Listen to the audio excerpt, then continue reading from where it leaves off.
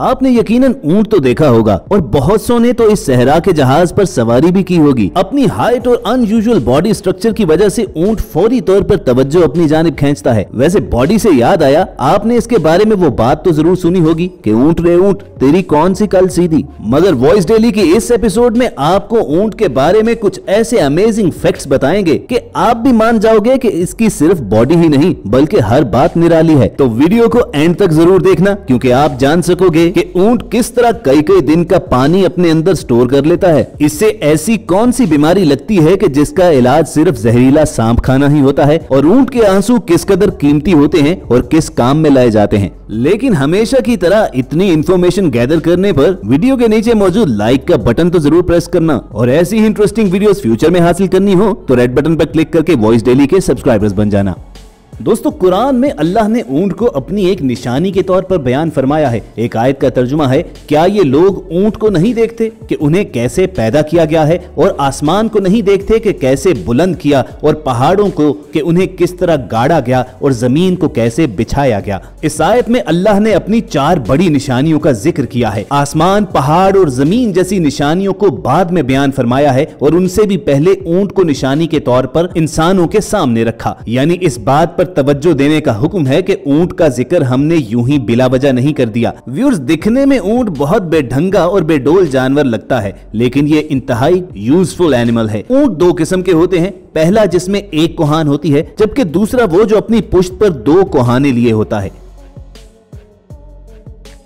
और दोस्तों, यही तो वो कोहान है कि जिसमें कुदरत ने अपना शाहकार दिखाया है। आसान अल्फाज में अगर आपको समझाएं तो ये कुदरत की तरफ से उसे दिया गया एक पावर बैंक है। जिस तरह आप किसी ऐसी जगह पर हो जहां पर चार्जर मयसर नहीं, तो आप अपने पावर बैंक के जरिए मोबाइल चार्ज कर सकते हैं, बिल्कुल वैसे ही ऊंट भी सहरा की सख्त तरीन गर्मी में ट्रेवल करते हुए अपने आप को इस कोहान के जरिए एनर्जी देता रहता है। यही वजह है कि सहरा के गर्म तरीन मौसम में काम करना और इसके बोझ उठाने की सलाहियत न सिर्फ घोड़े बल्कि हाथी से भी कहीं ज्यादा है। जिस्मानी वजन के लिहाज से बोझ उठाने की सलाहियत में कोई दूसरा जानवर इसका मुकाबला नहीं कर सकता। और ये बिल्कुल सच है कि एक ऊंट बगैर पानी पिए सहरा के गर्म मौसम में 10 दिन तक जिंदा रह सकता है। लेकिन ये जो आम तासुर है कि ऊंट पानी अपनी कोहान में स्टोर करता है, हम आपको बताएं कि ये बिल्कुल गलत है। असल में ऐसा नहीं है। एक ऊंट का कोहान तकरीबन 8 पाउंड वजनी होता है, और इसमें पानी नहीं बल्कि ये चर्बी से बना होता है। ऊंट पर रिसर्च करने वाले साइंटिस्ट का कहना यह है कि जब ऊंट सहरा के गर्म माहौल में बगैर पानी के ट्रेवल करता है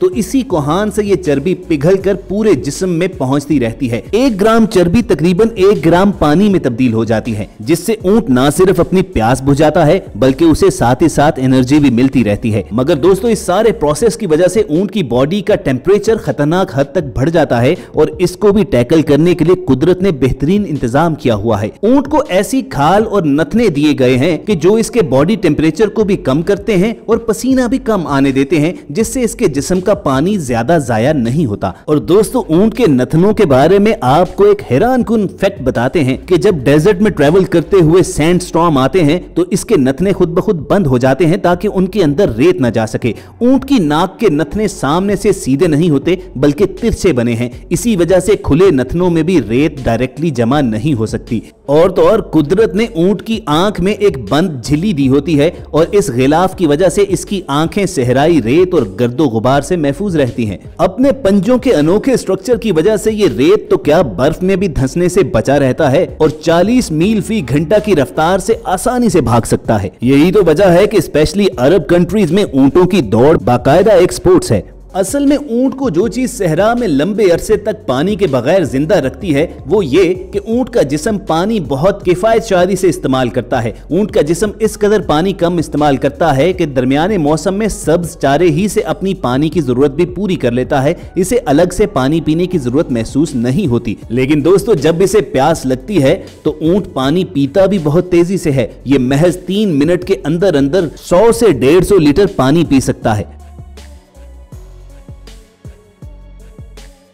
व्यूअर्स, आपको बता दें कि बज़ाहिर इंतहाई शरीफ नजर आने वाला ये जानवर जब गुस्से में आता है तो फिर किसी को खातिर में नहीं लाता। उस वक्त ऊंट के मुंह से एक सुर्ख खाल नुमा चीज निकलती है। ये उससे अपने पेट से निकालकर फूंक मारने लगता है और इसके मुंह से झाग निकलने लग जाती है।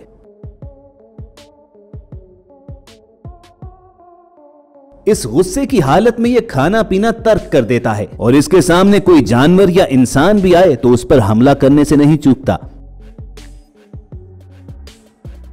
गुस्से के आलम में मुंह से झाग निकालता हुआ ऊंट सांप जैसे जहरीले शिकारी तक को नहीं छोड़ता। सांप का नर्म गोश्त ऊंट की पसंदीदा ग़िज़ा है। अजीब बात यह है कि वो इसे खाने की इब्तिदा इसकी दुम से करता है और फिर आहिस्ता आहिस्ता इसे पूरा चबा जाता है। जब सांप इसके मैदे में पहुंचता है तो इसे सख्त प्यास महसूस होती है, लेकिन अल्लाह ने इसे इतनी अकल दे रखी है कि ये जानता है कि अगर इसने उसी वक्त पानी पी लिया तो सांप का जहर इसके पूरे बदन में फैल जाएगा। लिहाजा वो शदीद प्यासा होने के बावजूद तालाब पर पहुंचकर कुछ देर के लिए पानी नहीं पीता, जोर जोर से बिलबिलाने लग पड़ता है। यूं महसूस होता है जैसे वो किसी सख्त मुश्किल में है और किसी को अपनी मदद के लिए पुकार रहा है। वाइल्ड लाइफ एक्सपर्ट्स के मुताबिक इस बीमारी का नाम हयाम है, जिसमें ऊंट खाना पीना बिल्कुल छोड़ देता है और मरते दम तक मशरिक से मगरिब तक सिर्फ सूरज को देखता रहता है। अजीब बात यह है कि माहिरीन के नजदीक इस बीमारी का इलाज भी जिंदा सांप को निगलना है। सांप खाने के बाद उसके जहरीले असर से प्यास की शिद्दत की वजह से ये एक ही सांस में वाफर मिकदार में पानी पीता चला जाता है,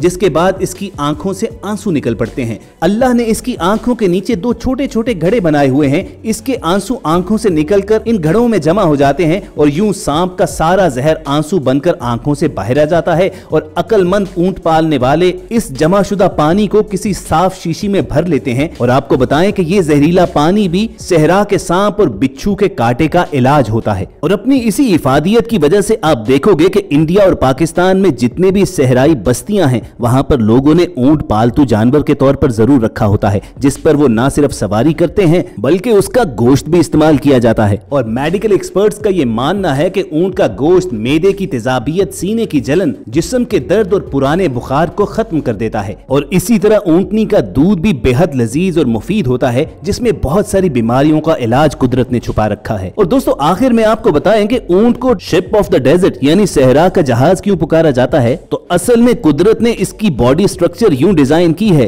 कि उसके अंदर इंसान अपने सामान समेत इंतहाई इजीली फिट इन हो जाता है और सहरा में ट्रैवल करते हुए उसे हल्के हल्के बिल्कुल उसी तरह हिचकोले लगते हैं कि जैसे समंदर में कश्ती लहरों पर चल रही हो। और सबसे बेहतरीन बात यह है कि इतना सख्त जान जानवर होने के बावजूद ऊंट के अंदर अतात और फर्माबरदारी का जज्बा बेहद होता है। इसकी हुक्म मानने की आदत का आलम यह है कि अगर कोई बच्चा भी इसकी नकेल दबाकर जहां ले जाना चाहे आसानी के साथ ले जा सकता है। ये कभी भी बगावत नहीं करेगा। तो दोस्तों ये थे कैमल यानी ऊंट के बारे में कुछ अमेजिंग फैक्ट्स जिन्होंने यकीनन आपको हैरान किया होगा। अगर ऐसा ही है तो वीडियो के नीचे मौजूद लाइक का बटन प्रेस करना मत भूलिए और साथ ही साथ रेड बटन पर क्लिक करके वॉइस डेली के सब्सक्राइबर्स बन जाइए ताकि ऐसी इंटरेस्टिंग वीडियोस आप तक फ्यूचर में भी पहुंचती रहें। जल्द मिलने की उम्मीद के साथ आपको अलविदा कहेंगे। देखते और सुनते रहिए वॉइस डेली।